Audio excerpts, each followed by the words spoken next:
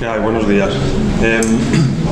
Vamos a empezar por la continuación, o sea, para acabar lo de las arritmias, y era la continuación de la charla del miércoles pasado, que me quedó el bloqueo AV. Voy a ir rápido. Bueno, entonces el bloqueo AV congénito, actualmente, el diagnóstico es muy sencillo: frecuencias cardíacas lentas y con una frecuencia auricular superior a la frecuencia ventricular. Actualmente no hay consenso para los fetos que están expuestos a autoanticuerpos maternos, ni de si tratar o no a las prolongaciones de la conducción AV, lo que se llaman los bloqueos AV de primer grado. Bueno, el bloqueo AV se produce en 1 cada 20.000 embarazos, y el 50% se produce por una reacción inflamatoria como acción de los autoanticuerpos maternos en madres con enfermedades autoinmunitarias como el LES, Sjögren, psoriasis. El diagnóstico lo hacemos, aquí vemos la representación en modo M de una actividad cardíaca. Abajo tenemos la aurícula late a 140, 150 latidos, mientras que los ventrículos pues van a latir entre los 50, los 60 o los 45 latidos. Entonces el diagnóstico es sencillo.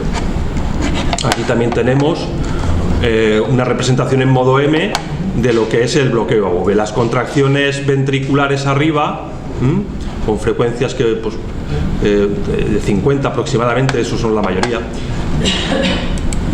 Y este es el manejo del bloqueo AV completo congénito, que lo extrajimos del SIC de Toronto, que se utiliza desde hace ya muchos años.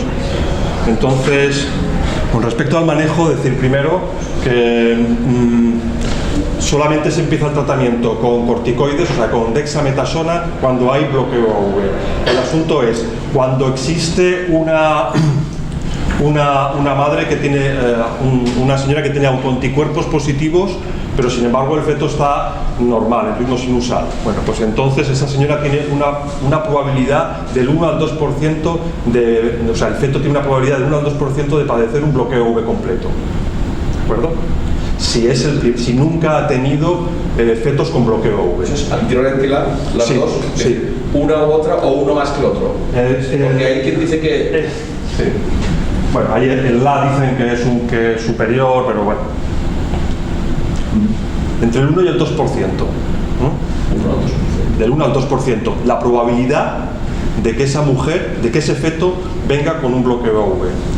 Si por el contrario, si ya ha tenido un feto con bloqueo AV, entre el 15 y el 20%. ¿De acuerdo? Esa señora que tiene autoanticuerpos positivos y el feto está en ritmo sinusal, a frecuencias cardíacas normales, la mayoría de la gente no da dexametasona, ni inmunoglobulinas, ni plasmaféresis. Que no existe nada demostrado que pueda evitar o prevenir el bloqueo AV. Se han hecho muchos estudios, Entonces, se empieza con dexametasona cuando ya existe, o presencia de bloqueo AV, no hace falta que sea completo, hace falta que sea un segundo grado o transitorios. Cuando vemos que hay derrame pericárdico, también se debería de empezar el tratamiento con dexametasona. Si vemos fibroelastosis, eso es como el aumento de la ecogenicidad en el interior del corazón, en el endocardio, también deberíamos de empezar con dexametasona. En pocas palabras, se empieza con dexametasona cuando existe algún indicio de que empieza a haber actividad inflamatoria dentro del corazón. Vale, entonces, las dosis de dexametasona son altas, son a 4 miligramos por kilo, 4 miligramos al día. Eso puede provocar alteraciones a hipertensión, diabetes, y en el feto también puede provocar trastornos neurológicos. Es decir, que no está exento de complicaciones el tratamiento con dexametasona a dosis elevadas, que se deben de mantener durante el resto de gestación, y a lo mejor empiezan en la semana 25 o la semana 26. Con frecuencias cardíacas superiores a 55 latidos minuto y la función ventricular es normal, la dexametasona. Con frecuencias cardíacas menores a 55 y función ventricular anormal, le añadimos Prepar. Una cada 8 horas, una cada 6 horas, y se va viendo si esa señora tolera bien los beta estimulantes estos, Se sigue el embarazo 1 o 2 veces por semana,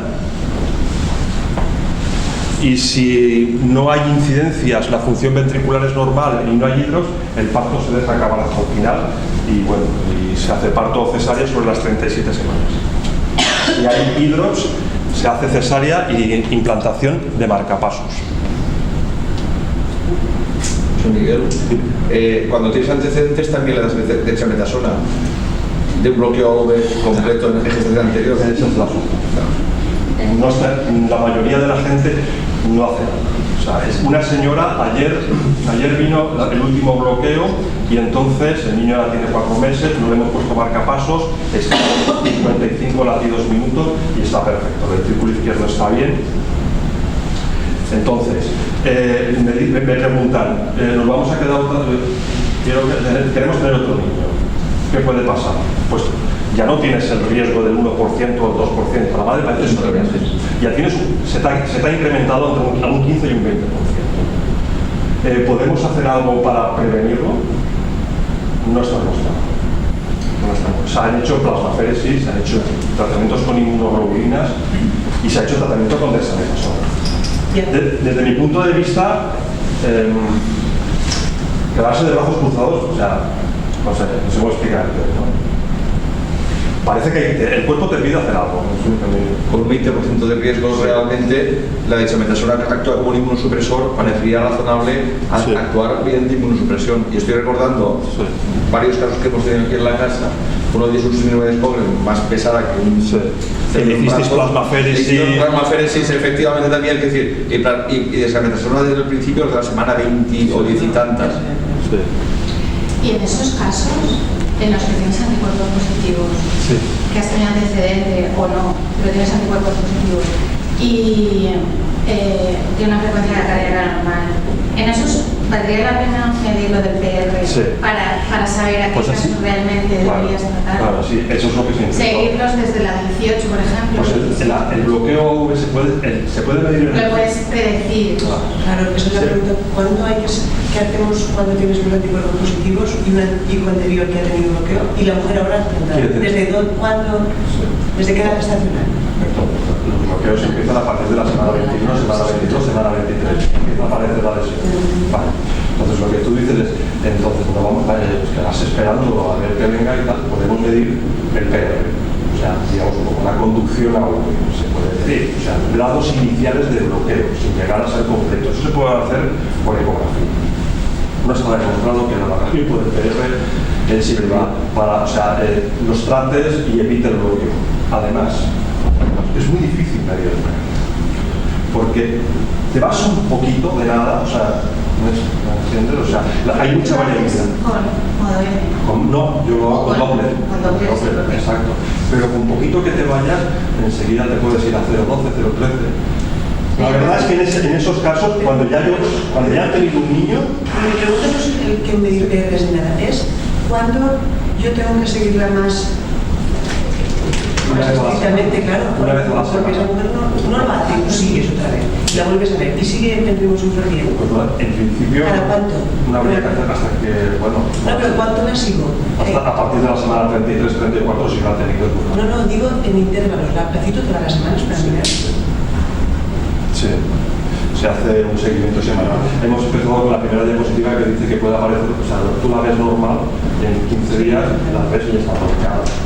No, el asunto es de esta señora que comentaba, que ya ha tenido un niño con bloqueo, quiere tener otro niño, ¿qué haces? Entonces aquí preguntas, o sea, que hay una cosa que es lo primero que plantea esto, es decir, bueno, y entonces, ¿para qué le das dexametasona si ya está bloqueado? O sea, no, ese es el asunto.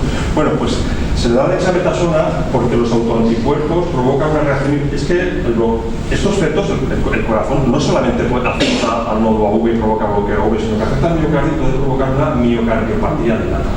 En realidad lo que se produce es una miocarditis. Entonces muchos de estos fetos, los que van con mal pronóstico, además de ir lentos, van con función muy deprimida. ¿De acuerdo? La dexametasona lo que va a intentar evitar es la miocarditis, porque frente a la acción sobre el nodo AV no parece que haga nada.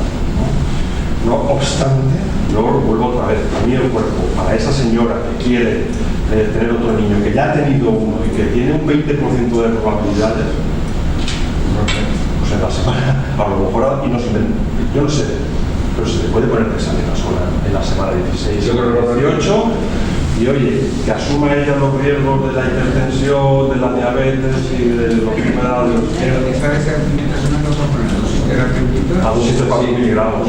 Bueno, esta señora es así, Soria, que es una señora pequeñita, entonces no le pones 4 miligramos, o un poco menos, o 3, o 2. 4 miligramos de dexametasona es mucho. Fíjate tú, que se empezaron, no, por eso está todo esto, se empezaron a hacer estudios neurológicos fetales no, recién nacidos, cuando se les daba para madurar para madurar, y ha habido ahí que si tienen trastornos, que si no tienen trastornos neurológicos, ¿y cuántas dosis ponéis? 2 de dexametasona. Teóricamente, bueno, 2, pero por eso se ha visto que a partir de la cuarta, ¿entendéis? bueno, ya puede dar la zona. Estos son, esto es una barbaridad. Bueno, esto es el bloqueo AV. Paso, es que tenía que hablar del pronóstico. Sí, sí. Información pronóstica, bueno, vamos a ver. La dimensión del problema, las incidencias. Quería empezar con esto, es decir, que una incidencia de cardiopatías congénitas de un 1% en recién nacidos vivos y una prevalencia de 25 a 75 casos cada 1000 habitantes. El 85% de las cardiopatías congénitas llegarán a la edad adulta. Son frecuentes los síndromes asociados y las cromosomopatías. Las cardiopatías congénitas son los defectos cardíacos, son los defectos congénitos más graves. Se calcula que el 50% de la mortalidad neonatal es por cardiopatías congénitas. Son más frecuentes que las anomalías cromosómicas y que los defectos del tubo neural, para los cuales se dispone de programas de cribado consolidados. Un poco reclamar la importancia que tienen los defectos cardíacos. La información, una vez que tenemos hecho el diagnóstico. Bueno, ¿quién da la información? No, hablamos de una manera neutral, fría, hablamos de números, hablamos de datos estadísticos, hablamos de cantidad de vida, de calidad de vida. Los informadores, el primero es Tetra, el que descubre el caso. Luego los conocidos, el vecino, internet, un segundo es Tetra, casi seguro, el cardiólogo, el cirujano cardiovascular. Toda esta gente puede darle datos a la mujer, a la pareja. Hay una variabilidad en el consejo. La especialidad médica va a afectar al consejo. Los médicos que han trabajado en hospitales terciarios, en unidades de intensivos y ya que han estado relacionados con enfermos graves, pues ven las cosas de una manera que... La edad del médico también influye en el consejo. Los médicos más mayores pues lo ven todo más grave, con más perspectiva a lo mejor, algunos no. Y el médico más joven pues quizás sea más optimista, ¿no? La religión del médico también influye en el consejo. La información vemos que está envuelta en muchos aspectos y es difícil, es muy difícil. Probablemente una vez que se ha hecho el diagnóstico, ese momento de transmitir esta información y todo esto a una gente que está estresada, traumatizada, impactada, que han venido de 200 kilómetros, es muy complicado. Todo esto lleva a un impacto fetal. El IVE, continuar el embarazo, con una pregunta, se mejora el pronóstico con el diagnóstico prenatal. No vamos a entrar en ese aspecto, a veces sí y a veces no. Para las ductus dependientes probablemente sí. Y luego el tema del intervencionismo fetal, ¿de acuerdo?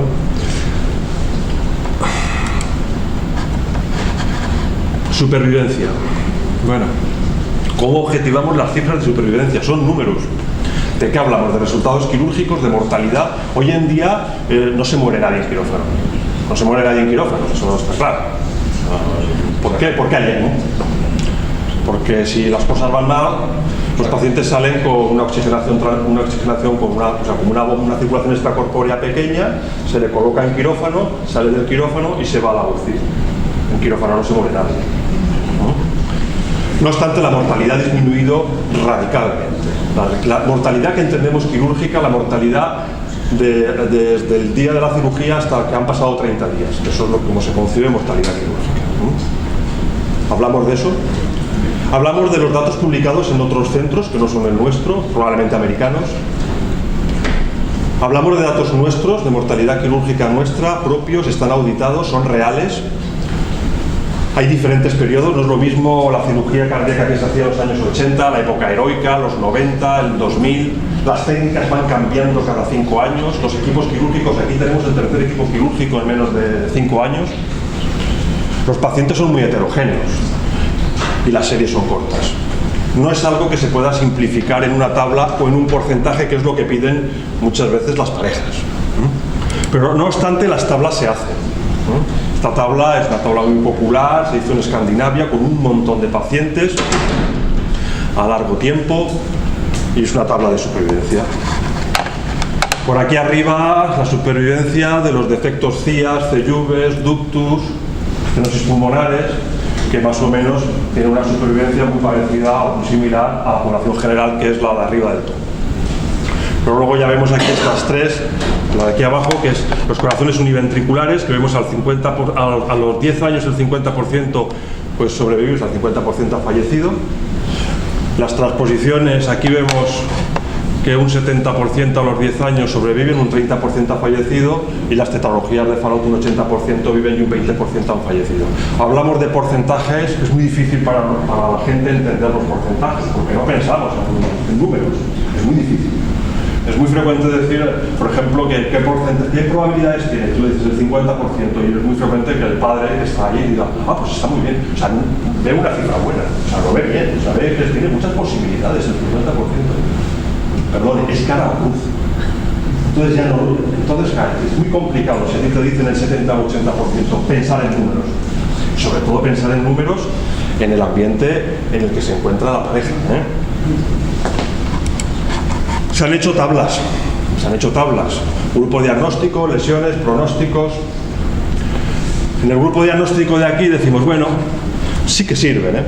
Reparación a corazón con 4 cavidades, la comunicación interventricular, la estenosis pulmonar y la CIA y el ductus, que las meten ahí, no nos sirven. Y la CIA y el ductus los vamos a diagnosticar intraútero, porque son lesiones, son defectos necesarios para que el feto funcione. Pero se ponen ahí. La esperanza de vida relativamente normal, con una intervención quirúrgica probablemente. Reparación a casi normal, el Fallot, las transposiciones, los canales, las coartaciones. Estos pacientes, aparte de la cirugía que vayan a tener durante la infancia, van a tener una morbilidad significativa a partir de la tercera década de la vida, o sea, a partir de los 20 años. La mayoría precisarán una segunda intervención quirúrgica. Los corazones con 4 cavidades, pero que cuando haya que operarlos va a haber que ponerles o una prótesis, o un injerto, material protésico. Esos ya indefectiblemente necesitarán reoperaciones para ir cambiando el material protésico, porque el material protésico no crece. Y ya en última instancia, en rojo, los corazones univentriculares. Los corazones univentriculares que van a precisar cirugías paliativas, hay que explicar lo que es paliativo. Y que en el mejor de los casos un trasplante cardíaco, el que llegue a sobre los 15 o los 20 años. Este tipo de tablas, por más o menos, te marcan una ruta. Esto sí que es objetivo. Tú puedes coger a la hora de informar sobre el pronóstico y decirle, bueno, cuando nazca hay que operarlo, porque no, y será normal, y la calidad de vida, madre mía, será normal, cuando nazca hay que operarlo. Eso sí que se entiende. Por ejemplo, los corazones univentriculares. A los 6 meses habrá que volver a operarlo, pero ¿de qué? De corazón, sí. Y a los 8 años otra vez. Ya lo van a entender. Eso sí que se entiende. Tú estás marcando una hoja de ruta, estás diciendo unos hechos que son incuestionables, que van a tener que suceder, y no barajamos, juicios de valor. Que sí que se pueden barajar, porque ante un corazón univentricular con esas perspectivas, tú puedes hacer un juicio de valor. Tiene mal pronóstico, narices. El pronóstico va a depender, y aquí viene una serie de cosas de que voy a pasar rápido, bueno, pues que a largo plazo, a medio plazo, porque para mí la tercera década de la vida, los 20 años, es medio plazo. De arritmias, de insuficiencia cardíaca, hipertensión pulmonar, patología de la aorta torácica, esto es un tema muy prevalente, patología de ramas pulmonares e insuficiencias valvulares. Todo este tipo de cosas pueden ir sucediendo. Las arritmias es la causa más frecuente de morbimortalidad a medio plazo, con un riesgo muy elevado de muerte súbita. Mayores grupos, el falón, la transposición y la estenosis aórtica. También van a presentar insuficiencia cardíaca. Toda siempre que haya disfunción ventricular, el remedio será el trasplante cardíaco. Patología de la aorta ascendente con dilatación aneurismática. Muchas enfermedades que vemos que ahora se sabe van a cursar con patología de la aorta. La coartación, el falot, el truncus, las transposiciones, los ventrículos únicos. Problema emergente y grave. Pero ¿qué nos preocupa? El daño neurológico. El daño neurológico, en esta tabla, conforme aumenta la severidad de la cardiopatía, en rojo, aparecen los déficits más importantes. ¿De acuerdo? Las secuelas neurológicas tradicionalmente siempre se ha dicho que eran relacionadas con la cirugía. Eso es la extracorpórea. ¿De acuerdo? Eso ha sido la operación, eso es la extracorpórea, eso es que... Bueno, ahora sabemos que no es así. Bueno, que sí que puede ser así, pero que la mayoría de trastornos neurológicos vienen ya de la época fetal. Antes de la cirugía, recién nacidos con hipoplasia de cavidades izquierdas y transposiciones, los cerebros son más pequeños, son menos maduros y además hay una susceptibilidad a la leucomalacia periventricular. Bueno, aquí se cogieron 115 pacientes operados de hipoplasia de cavidades izquierdas a 10 años y el 18% tenían retraso mental, un 36% con cocientes en los límites, un 18% con parálisis cerebral severa, educación especial, trastornos de problemas del habla. Se han hecho estudios con resonancias, se han visto malos desarrollos de la sustancia blanca, microcefalias en el 55% de los pacientes que tienen aortas pequeñas, hipoplasia de cavidades izquierdas.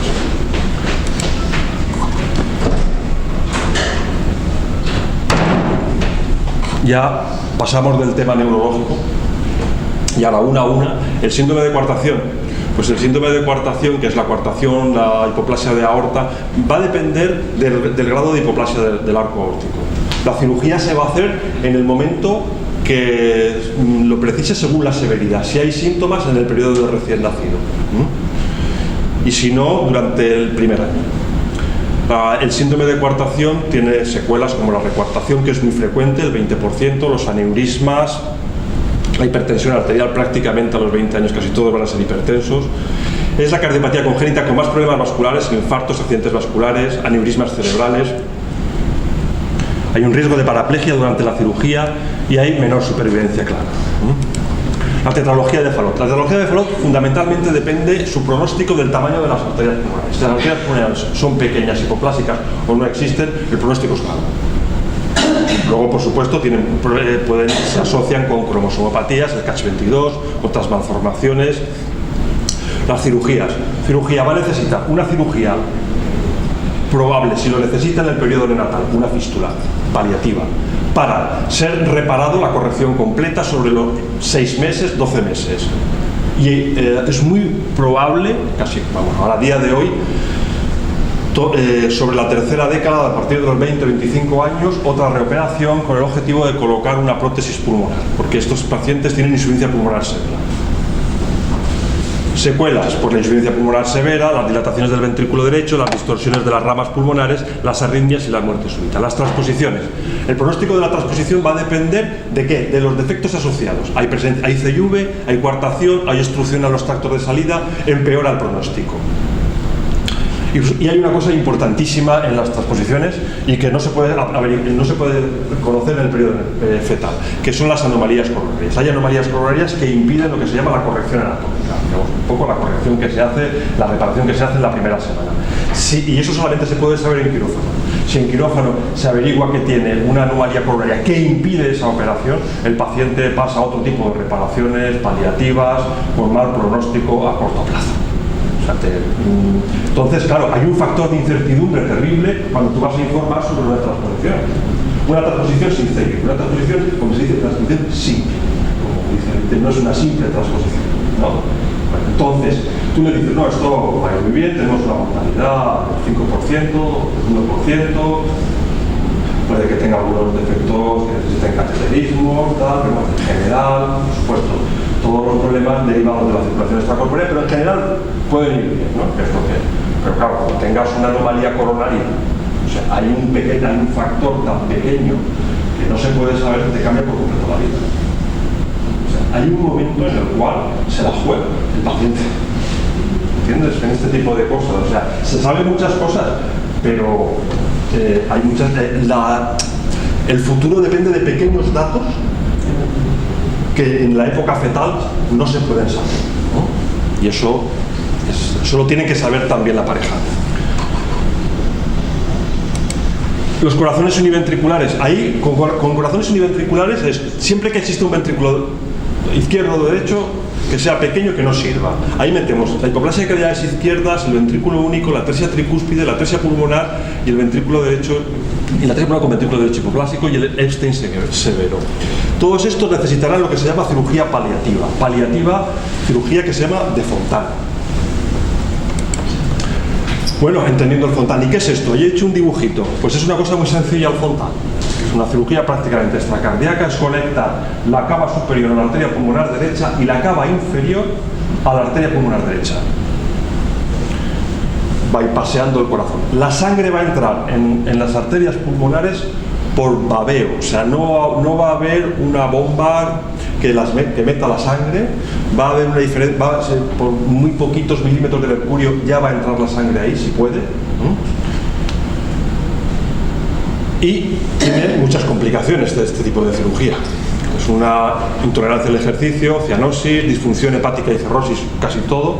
De hecho, la mayoría la van a desarrollar en 5 o 6 años y una cirrosis que a veces puede complicar el trasplante cardíaco, ¿no?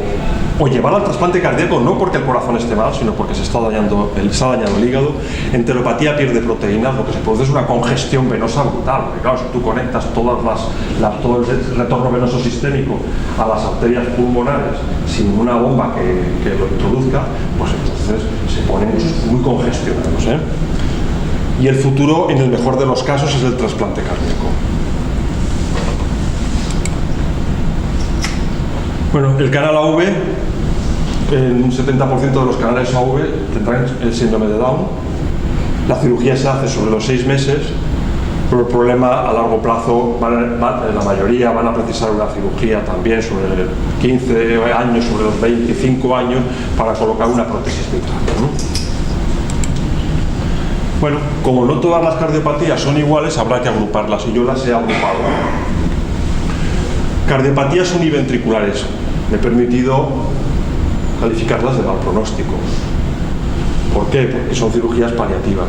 Nunca van a tener un corazón normal, con 2 ventrículos. Cuando digo normal es con 2 ventrículos, ¿no? Tendrán una cirugía neonatal, una cirugía a los 6 o 9 meses, la operación de Glenn, es la cava superior se conecta a la arteria pulmonar derecha, y una cirugía sobre los 6 o 9 años, que es la cava inferior a la arteria pulmonar derecha. Entonces se dice que se ha completado el Fontana. Esa situación no es definitiva, esa es una situación que lo que hace es mejorar la cianosis, mejorar la hipoxia, pero que en un tiempo, en algunos pacientes a los 5 años, en otros pacientes a los 10 años, irán al trasplante cardíaco. Irán al trasplante cardíaco el que puede ir al trasplante cardíaco, en el mejor de los casos, y lo vuelvo a repetir. Porque en este centro, que llevamos desde el año 71 con cirugía cardíaca y con cardiología infantil, desde el año 71, han habido muchas hipoplasias de cavidades izquierdas, ¿no? Solamente yo conozco trasplantadas en este centro, que es un centro trasplantador importante, uno de los más importantes de España en número, un paciente. ¿De acuerdo? Un paciente. Que ha llegado al trasplante. De hipoplasia de cavidades izquierdas o de corazón univentricular. Continuamos con datos de mal pronóstico. ¿Qué podemos fijarnos en el diagnóstico fetal? Las cardiopatías que tengan ramas pulmonares pequeñas o hipoplásicas o ausentes. Eso es un factor muy limitante. Si no tiene ramas pulmonares, no tiene ramas pulmonares. eso plantea situaciones de inoperabilidad, ¿no? Otro grupo serían las cardiopatías con hipoplasia de arco aórtico, con estenosis aórticas severas. Muchos de esos acabarán como hipoplasias de cavidades ictéricas, ¿de acuerdo? Entonces, como vemos, yo he planteado los malos pronósticos, que sí que son malos pronósticos. Razones univentriculares, ramas pulmonares hipoplásicas o que no tienen, o unas aortas ascendentes muy pequeñas o pequeñas. ¿De acuerdo? Las cardiopatías biventriculares, falón, transposición, canal, vamos a tener dos ventrículos. Van a necesitar reparaciones quirúrgicas. Una primera cirugía reparadora. Si probablemente la mayoría de todos ellos, cuando sean mayores, no sé, a los 25 o 30 años, necesitarán una recuperación, seguro. Si se coloca material protésico, obligado. Y las cardiopatías de buen pronóstico, la CIV, la CIA, la estenosis pulmonar, una cirugía reparadora y probablemente una vida, una supervivencia.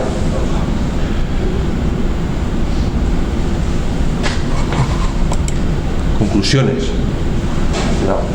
La mayoría de cardiopatías que se diagnostican en la época fetal, a las 18 semanas o a las 20 semanas, no son las cardiopatías que se ven en la consulta, que te mandan, la CIV, son las más graves. Lógicamente, ¿qué es lo que se ve intraútero? No sé lo que le pasa, pero le falta un ventrículo, le falta una arteria. ¿Entendéis lo que digo? Claro. Muchos enfermos van a ser crónicos, eso es cierto. La mayoría sobreviven, 85% llegan a la edad adulta. Esto ahora mismo se maneja en todas las consultas de cardiopatías congénitas del adulto. Están llegando muchos a la edad adulta. Pero todas esas curvas de supervivencia, la curva de supervivencia que hemos visto al principio, está hecha con diagnósticos postnatales. La mayoría llega a sobrevivir, sí, pero curvas de supervivencia de diagnósticos prenatales de cardiopatías, que son las más graves. O sea, tú lo que diagnosticas, le falta la aorta, le falta la pulmonar, ¿no? Esas no hay curvas de supervivencia. Es lógico porque los diagnósticos intraútero tienen 20 años de historia prácticamente. No, esto no tenemos más historia de todo eso. Sí. O menos. Como mucho. Los déficits neurológicos no los podemos olvidar, sobre todo en las formas complejas. Y nos queda hablar pues, de calidad de vida y sobre todo del gran impacto familiar que conlleva una cardiopatía, ¿no? a la pareja y a todo el entorno familiar. Y, no sé, esto es un tema muy complicado, por lo menos a mí me resulta muy complicado transmitirle a la mujer el asunto, ¿no? Muchas veces el objetivo es que se haga cargo de la magnitud, o tiene que tener mucha psicología, cómo quién entra, el entorno familiar, o sea, muchas cosas. La chiquita tiene 15 años, 18 años, 20 años, no es lo mismo estar de 18 semanas que estar de 34 semanas. Es muy complicado. Y muchas de las lo que hay que transmitir es la magnitud del problema. O sea, entonces se operará de recién nacido y ya está, no es una apendicitis. O sea, tú te partes una pierna, entras y ya al cabo de 5 años tú ya no vas más al médico. Esto es para toda la vida. Porque intentar transmitir la magnitud del problema, ¿de acuerdo? Nada más, yo creo que ya está todo. En el caso de los bloqueos AV completos, sí.